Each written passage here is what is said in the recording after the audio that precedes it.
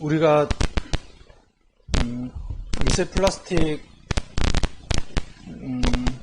우리가 지금 이 시대에 우리의 선조들로부터 바로 1세대로부터 물려받은 것입니다. 플라스틱이 처음에 언제 발명이 됐는가를 봤더니 1890년대 말에 어떤 개인이 발명을 하고 또 1900년대 초에 또 다른 사람이 발명을 했더라고요. 그러니까 이제 120년 남짓 된 거죠. 이게 이제 대량화된 걸로 따지면 더 시기가 짧은 건데 이제 뭐 100년도 안 됐으리라 생각을 하는데 이 정도 시기 만에 이제 전 세계, 전 바다를 다 채우고 그리고 또 우리 몸 안에도 그리고 또 아이들의 몸 안에도 이미 미세 플라스틱이 이렇게 존재하는 채로 우리는 지금 살아가고 있습니다. 이런 환경에서 과연 우리는 우리 사랑하는 자녀들에게 우리 지금 방으로 들어간 우리 꼬꼬마 친구들에게 무엇을 어떻게 물려줄 수 있을까 이런 생각을 해봅니다. 저는 이제 플라스틱이나 쓰레기에 대해서 지금 말씀을 나누고자 하는 것은 아니고요. 우리의 유산에 대해서 함께 이야기를 해보고자 합니다. 물론 이제 유산하면 우리가 먼저 생각하는 것이 물질적인 부분이 먼저 생각이 나지만 사실은 더 많은 것들을 물려주게 되는 것 같습니다. 만약에 제가 사업체를 가지고 있고 사업체를 운영하고 있다면 우리 자녀들에게는 바로 직업을 물려줄 수도 있겠지만 사실은 사업체나 직업보다도 더 중요한 부분들을 물려주게 되는 것이죠. 돈을 버는 방법, 또 돈을 대하는 태도, 또 돈에 대한 철학과 가치, 고객을 대하는 태도 이런 부분들을 더 중요하게 물려주게 된다는 것입니다. 그렇다라고 한다면 자녀들이 부모 세대로부터 물려받게 되는 것은 어떤 물질적인 이런 유산들보다도 훨씬 더 크게 정신적인 가치나 눈에 보이지 않는 가치적인 면들이 훨씬 더 크고 중요하게 물려받을 수 있게 되는 것인데 특히 우리들에게 있어서는 신앙의 유산이 가장 중요하다라는 것입니다. 그런데 이 신앙의 유산은 단순히 종교를 유산으로 물려준다. 이제 저희 사무실에 이제 한 15명 정도의 직원이 있는데 한 3분의 1 정도는 그냥 넌 크리스찬인 것 같아요. 뭐 주변에 가족들이나 누구도 안 믿는 사람들이 있고 또 한 3분의 1 정도는 저를 포함해서 그래도 이렇게 잘 살려고 애를 쓰는 또 막 뭐 수련회도 가고 또 혹은 뭐 어떤 때는 뭐 새벽기도회 하면 뭐 거기도 빠지지 않으려고 하는 그런 청년들이 있고요. 또 한 3분의 1 정도는 부모님이나 자기가 어릴 때부터 이제 심증적인 그런 크리스찬인 거죠. 내가 어릴 때 교회를 열심히 다녔고 내가 지금은 그렇지 않지만 우리 부모님은 여전히 크리스찬이고 내가 상황이 되면 나는 여전히 내가 돌아갈 곳은 교회다라고 생각을 하는 사람들이 한 3분의 1 정도 되는 것 같아요. 그런데 이런 친구들 마지막에 이 3분의 1 정도에 되는 친구들의 생각들을 보면 그들에게 있어서는 종교적인 유산이라고 한다면 그냥 기독교인인 거죠. 내가 내 자기소개를 할 때 공란에 종교 그러면 나는 기독교를 쓰는 것 뿐이죠. 이들에게 있어서는 사실은 중요한 것이 종교를 물려받았다. 또 혹은 내가 언젠가 교회로 돌아가야 될 것이다 라고 생각을 할 뿐 여기에서 정말 중요한 유산은 하나님을 대하는 태도라고 하는 부분에 대해서는 아직 생각을 하지 못한다는 것이죠. 우리가 부모 세대로서 자녀들에게 신앙의 유산을 물려준다라고 한다면 중요한 것은 내가 알든 모르든 하나님을 대하는 태도를 물려주게 된다는 것입니다. 저희 어머님이 이제 어릴 때부터 저한테 막 이렇게 옷을 사주거나 그러면 너 이거 제일 먼저 예배 드릴 때 주일날 입고 가야 돼 뭐 이런 이야기를 해요. 그러면 왜 굳이 그렇게 해야 되는가라는 그런 생각들을 하는 거죠. 근데 지금에서야 생각을 해보면 지금에서야 요즘 그렇게 합니다. 옷을 새로 사거나 또 아니면 이제 옷을 막 새로 빨면 예쁘게 다려서 주일날 먼저 입고 오고 그 다음에 이제 직장에 입고 가고 그러는 거예요. 누구도 그거에 대해서 알아주지 않지만 그냥 제가 사랑하는 아버지에게 제일 먼저 좋은 모습 보여드리고 싶고 하나님조차도 야, 그 정도까지 하지 않아도 돼. 그런 것이 너의 종교적인 모습에서 아무 문제 될 거 없어. 좋은 거 아니야. 라고 한다고 하더라도 그냥 제가 하나님 앞에 좋은 모습 보이고 싶은 그냥 제 개인적인 그런 것이죠. 이런 거죠. 우리 어머님이 보여줬던 그런 모습이 제가 지금 볼 때 좋은 모습이라고 생각을 하니 따라가고 싶은 이런 것처럼 어떤 신앙의 유산이라고 하는 것은 하나님을 대하는 그 태도가 좋은 모습으로 있을 때 그대로 물려받게 되는 것이라. 또 혹은 안 좋은 모습이라고 하더라도 저것이 좋은 모습이구나 라고 생각을 해서 자녀들이 물려받게 될 수도 있다는 것입니다. 이 부분에 대해서 우리 같이 나눌 때 조금 우리에게 필요한 부분과 우리가 원하는 부분에 대해서 조금 짚고 넘어가야 될 것 같은데요. 저도 그랬지만 많은 크리스찬들이 하나님에 대한 올바른 태도, 또 좋은 태도 이런 부분들을 생각을 할 때 사실은 종교 생활을 열심히 하는 것이라고 배워왔습니다. 저도 지금도 저희 어머님이랑 대화를 하다 보면 늘 그래요. 기도 열심히 해야 된다. 네, 열심히 하려고 하고 있어요. 너는 어떻게 목사가 돼가지고 그 정도밖에 안 하냐? 죄송합니다. 열심히 할게요. 이런 거죠. 예배 안 빠지는 것, 또 기도 열심히 하는 것, 요거는 기본이고, 또 더 나아가서 교회에서 한다라고 한다면 성경 공부 안 빠지고, 또 봉사 열심히 하고, 우리 교회는 없지만 이렇게 다른 교회들 많잖아요. 주일 아침에 가면 찬양대부터 시작을 해가지고 또 주일학교 봉사하고 오후 늦게까지 시간마다 빠지지 않고 이런 거 헌금 열심히 하고 전도 열심히 한다면 그야말로 금상첨화겠죠.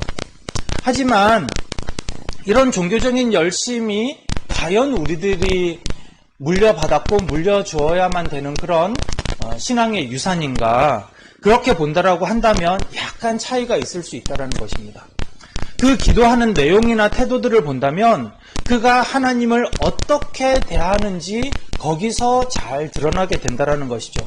평소에는 괜찮은데 좀 중요한 시기가 있습니다. 우리가 살아가면서 어쩔 수 없이 또 혹은 대부분의 사람들이 이렇게 삶 속에서 중요한 기점들이 있잖아요. 고3 우리 집에도 한 명 있습니다. 네. 그리고 직장을 옮기거나 또 준비를 하려고 할 때, 또 결혼을 할 배우자를 놓고 기도할 때, 또 사업을 시작을 할 때, 이런 굉장히 중요한 시기가 있죠. 내가 혼자 힘으로는 도저히 안 되고 이 자체로만으로도 나에게 너무 큰 부담이 되고 또 어떻게 해야 될지 정말 이렇게 멘탈이 퍽퍽 나가고 이러한 시기들에는 우리는 어쩔 수 없이 기도를 더 하게 됩니다. 이럴 때에 분명하게 드러나는 것이 무엇인가 하면 나에게 필요한 것과 내가 원하는 것. 자, 나에게 필요한 것 그리고 내가 원하는 것. 이것이 일치되면 좋은데 사실은 대부분의 경우에 차이가 있다는 것이죠. 그때 내가 무엇을 하나님께 강하게 요구하는가? 하나님 이거 아니면 안 됩니다. 이거 반드시 주셔야 됩니다. 이때에 하나님에 대한 태도가 드러나게 된다는 것이죠. 사실 우리는 기도할 때 하나님 이거 꼭 주십시오. 이거 정말 나에게 필요합니다. 이렇게 기도할 때 이것이 정말 나에게 필요하다라고 생각을 하면서 기도를 해요. 그런데 실제로는 그것이 필요하지 않을 수 있다는 거죠. 또 혹은 나는 정말 이것이 지금 나에게 필요하다라고 생각을 하지만 하나님의 입장에서 봤을 때는 또 혹은 먼 미래에 과거를 복귀해 봤을 때 지금 내 수준에서는 그것을 얻었을 때 그것이 나에게 독이 될 수도 있는데 지금 나는 그것을 모르기 때문에 목을 메고 기도하는 경우가 있다라는 것입니다. 오늘 우리가 읽은 이 예레미야서 3장 본문은 사실은 이 예레미야 전체에서 이런 부분들을 볼 수가 있는데 제가 이제 선지서에서는 어떻게 보면 이제 늘 하나님 앞에서 죄짓고 잘못하고 또 벌받고 또 하나님께서는 늘 돌아오라 이런 게 메인 메시지이기 때문에 오늘은 약간 각도를 바꿔서 유산이나 또 이런 부분에 대해서 같이 나누려고 하는데, 오늘 본문에서는 정말 이스라엘 백성들이 무엇을 원하는지, 또 그 속에서 실제로 그들에게 무엇이 필요했는지, 그 차이를, 그 간극을 오늘 본문에서 볼 수가 있는 것이죠. 오늘 본문 19절에서 보시면 당시 이스라엘 백성들에게 필요했던 것, 그래서 하나님께서 너희들에게 정말로 이 부분이 필요하다라고 말씀하시는 것이 있습니다. 그것이 무엇인가 하면 하나님의 자녀로서 하나님께서 주신 아름다운 땅에서 하나님을 아버지라 부르고 하나님만을 따르고 하나님을 떠나지 않는 것, 그것이 그들에게 필요했던 것입니다. 23절에서부터 나오는 내용에서 보면 그들이 원했던 것, 그리고 그들이 실제로 행했던 것은 그런 부분하고는 완전히 차이가 있죠. 그들이 실제로 원하고 그들이 행했던 것은 이산 저산에서 이교 제사를 하고 우상을 숭배하고 조상이 애써 모은 양떼와 소떼를 제물로 다 갖다 바치는 것이었습니다. 하나님께서는 하나님을 아버지라 부르고 따르고 떠나지 말라고 했지만 그들이 실제로 원하고 행했던 것은 그들이 가지고 있는 것, 실제로는 다 이게 하나님께서 주셨던 것이잖아요. 가나안에 정착하도록 하고 그 가나안에 들어가기 이전부터 광야에서부터 하나님께서 그들의 재산을 계속적으로 불려줍니다. 사실은 그 이전부터 해서 이집트에서 나올 때부터 많은 금은 보화를 받아서 나오게 하시잖아요. 너희들이 고생했던 그 대가를 내가 그들을 통해서 주실 것이다 라고 해서 받아서 나왔고, 광야에서 불려주셨고, 그걸 가지고 가나안에서 엄청나게 불리게 되는 이 모든 과정에서 하나님께서 주시는 거예요. 그런데 이것들을 다 어디다 갖다 바치느냐? 이방신들에게 다 갖다 바치는 거죠. 제물로 드리느라고. 다른 내용들도 한번 보도록 하겠습니다. 자, 우리 화면을 보시고 2장 34절과 35절 함께 읽겠습니다. 너의 치맛자락에는 가난한 사람들의 죄 없는 피가 묻어있다. 그들이 담을 뚫고 들어오다가 너에게 붙잡힌 것도 아닌데 너는 그들을 죽이고서도 나에게는 아무런 죄가 없다. 하나님이 진노하실 일은 하지 않았다 하고 말한다. 2장 17절과 18절에서도 보겠습니다. 주 너의 하나님이 길을 인도하여 주는데도 내가 주를 버리고 떠났으니 너 스스로 이런 재앙을 자청한 것이 아니냐. 그런데도 이제 내가 시올 강물을 마시려고 이집트로 달려가니 그것이 무슨 일이며 유프라테스 강물을 마시려고 아시리아로 달려가니 이 또한 무슨 일이냐. 이게 그들이 가지고 있는 문화적인 것이고 그들이 물려주는 문화적인 것이죠. 그들이 실제로 지금 현재에 원하고 행하고 있는 것은 우상을 숭배하는 것입니다. 그리고 그들의 삶 가운데서 드러나는 것은 가난하고 힘없는 사람들을 학대하면서도 죄의식을 갖지 않는 것입니다. 또 더 나아가서는 하나님을 신뢰하지 않았기 때문에 외국의 문화에 있어서는 하나님의 제안을 무시하고 이방 나라에 빌붙어서 이제는 여기에 붙으면 살 것 같고 또 이제 여기에 붙으면 살 것 같고 그래서 그런 방법으로 목숨을 연명하려고 하는 것이죠. 결국 그들은 조상들이 남겨준 유산을 우상 숭배하느라 썼을 뿐만 아니라 후손들에게는 우상 숭배와 약자 학대와 그리고 하나님에 대한 신뢰는 없이 외계적으로 여기에 빌붙었다가 저기에 빌붙었다가 눈치 빠르게 약삭 빠르게 살아가는 것이 그들에게 있어서 좋은 모습이라고 하는 그런 외교적인 가치를 유산으로 물려주고 있는 꼴입니다.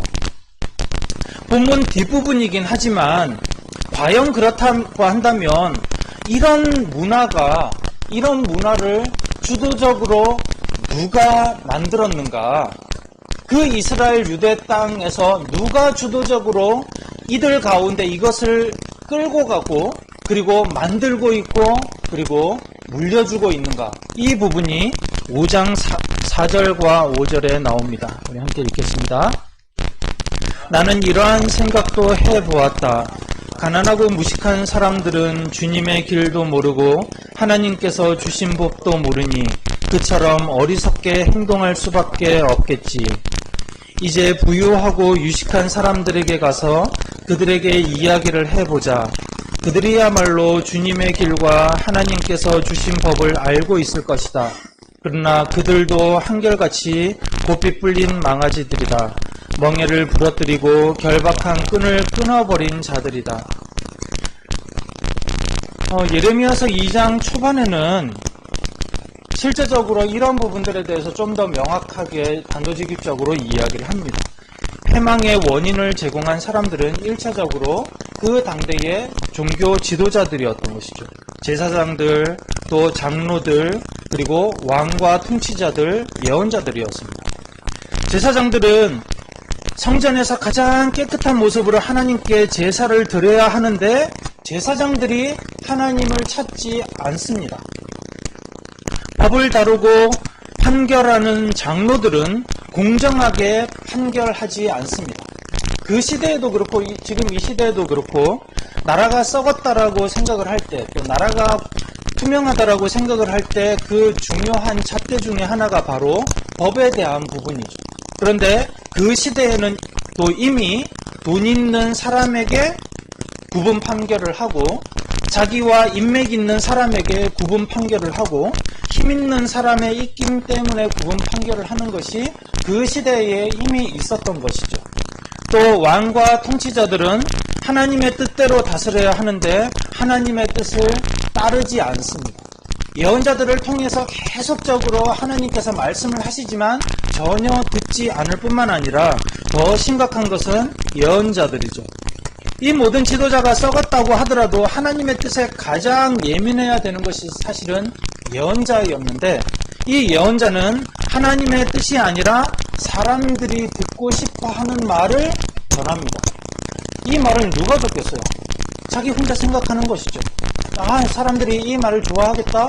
왕이 이 말을 듣고 싶어 하겠지? 그러면 그렇게 이야기를 하는 것이죠. 이따위로 하나님을 믿으면 다른 나라에 멸망하게 되는 것이 하나님의 뜻이었지만 예언자들은 왕에게, 백성에게 지금 우리 정말 잘 살고 있습니다. 우리 더욱더 부흥해질 것입니다. 이렇게 안심시켰던 것이 예언자들이 하는 행동이었습니다. 조금 전에 예레미야서 5장 4절에서 봤지만 그 당대의 일반적인 백성들은 율법을 알지 못했습니다. 글을 알지 못했어요. 그렇기 때문에 하나님의 뜻을 알아가는 게 쉽지 않았습니다. 그렇기 때문에 대부분의 백성들은 지도자들의 모습을 그대로 따랐습니다. 왕이 그리고 제사장이 여기에다가 신전을 만들면 여기서 해도 되나 보다. 또 저기에 신전을 만들면 여기서 해도 되나 보다. 이방 신전을 만들면 이것도 믿어도 되나 보다 라고 그냥 따라갔던 것이죠. 결국 화가 난 하나님은 2장 9절에서 이렇게 말씀을 하십니다. 우리 화면 위에 부분 아래 부분 같이 읽겠습니다. 시작. 그러므로 내가 너희를 다시 법대로 처리하겠다. 나 주의 말이다. 내가 너희 자손의 자손들을 법대로 처리하겠다. 그 밑에 내가 다시 싸우고 너희 자손들과도 싸우리라. 2장 9절에 대해서 새번역에서는 법대로 처리하겠다라고 하는데 2장 개역개정에서는 내가 너희 자손들과 싸울 것이다 라고 표현을 합니다. 그러니까 하나님께서는 보다 못해서 이제 너희와 같은 편에 있는 것이 아니라 내가 너희의 상대편에 서서 내가 너희의 대적이 되겠다라고 이야기를 하시는 것이죠. 그들 앞에 남겨진 것은 이제 딱 하나뿐입니다. 명확합니다. 패망입니다. 그들에게 있었던 것은 그들에게 패망이 주어졌던 것은 그 원인은 단 한 가지죠. 하나님을 떠났기 때문입니다. 이제 그들에게 남은 것은 회개하고 돌아와야만 되는 것 뿐이었는데 하나님은 사실 이스라엘 백성들에게 무엇이 필요한지 가장 명확하게 알고 계시죠. 하나님께서는 이스라엘 백성들에게 무엇이 필요한지 알고 계시기 때문에 늘 하나님께서는 이스라엘 백성들에게 너희들이 이것을 구해라 라고 이야기를 하십니다. 그러면 하나님께서 말씀을 하시는 것은 가장 이스라엘 백성들에게 필요한 것이고 그들이 원해야만 되는 것이기 때문에 이 두 가지가 일치하는 것이죠. 그런데 사람은 그들에게 필요한 것을 우리에게 필요한 것을 우리들이 원한다라고 생각을 하지만 실제로는 우리에게 궁극적으로 필요한 것인지 무엇인지 잘 모릅니다. 그렇기 때문에 필요한 것과 원하는 것 사이에는 간격이 있죠. 그래서 우리는 늘 하나님 앞에 구할 때에 무엇에 맞춰야만 되냐면 하나님의 뜻이 무엇인지에 대해서 계속적으로 생각하고 하나님의 뜻에 맞춰가야 되죠. 많은 사람들이 기도를 할 때 이런 거를 이제 정신승리라고 이야기를 하죠. 지금 나에게 주시지 않는 것은 때가 되지 않아서 그래. 하나님은 반드시 내가 열심히 구하면 언젠가 주실 거야 라고 생각을 합니다. 아니면 내가 정말 더욱더 열심히 구하면 그런 표현 하잖아요. 하나님의 보좌를 옮긴다. 그런 표현. 저도 그런 게 맞는 줄 알았어요. 근데 지금 와서 생각해보면 하나님께서 주시지 않으려고 하는 것은 이걸 주는 것이 우리들에게 옳지 않은 것은 하나님은 절대 안 주십니다. 근데 우리는 늘 내 정성이 부족해서인가? 아니면 좀 더 기다려야 되는가? 그러니까 내 기도의 방향과 뜻을 옮길 생각은 하지 않아요. 내 기도의 방향은 하나님의 뜻에도 맞고 요거는 나에게 가장 필요한 것이고 요것은 절대적으로 내가 원하는 것이기 때문에 받아내야만 되고 이런 식으로만 생각할 뿐이지 하나님의 뜻에 맞출 생각들은 잘 하지 않는다라는 것입니다. 우리가 남겨야만 되는 유산은 명확합니다.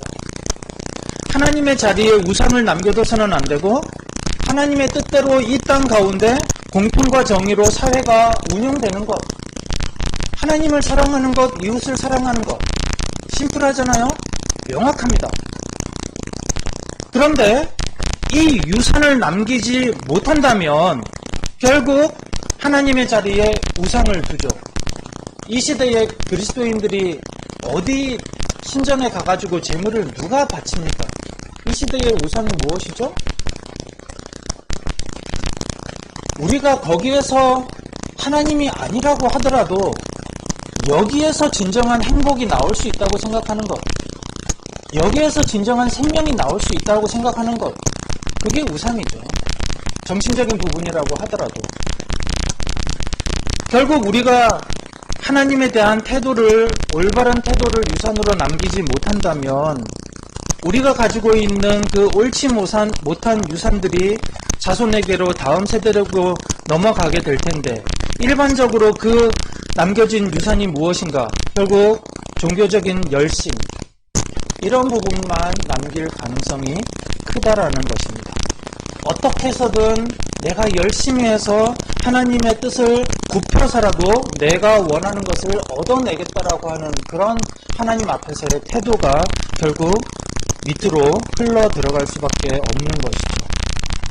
사랑하는 가족 여러분, 우리가 패망을 눈앞에 두고서도 그렇게 선포하는 그 예언자의 목소리를 듣지 않고 우리는 안전하다, 우리는 결코 망하지 않을 것이다, 그렇게 정신승리를 하고 있는 이 유대인들을 보면서 과연 우리는 우리의 삶을 어떻게 해야 될 것인가 돌아볼 때 가장 그 중심에 결국 있는 것은 그것입니다. 우리가 하나님 앞에서 어떤 태도로 서 있을 것인가.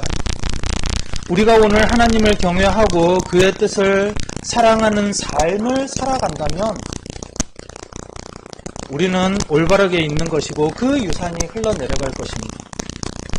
그리고 그것이 가장 우리의 삶 가운데 가치 있는 모습일 때 하나님께서도 기뻐하시고 우리와 더불어서 우리의 다음 세대들에게도 올바른 생명과 행복을 주시리라 믿습니다. 우리 가운데 그런 복이 있으시기를 예수 그리스도의 이름으로 축원합니다. 이 시간 우리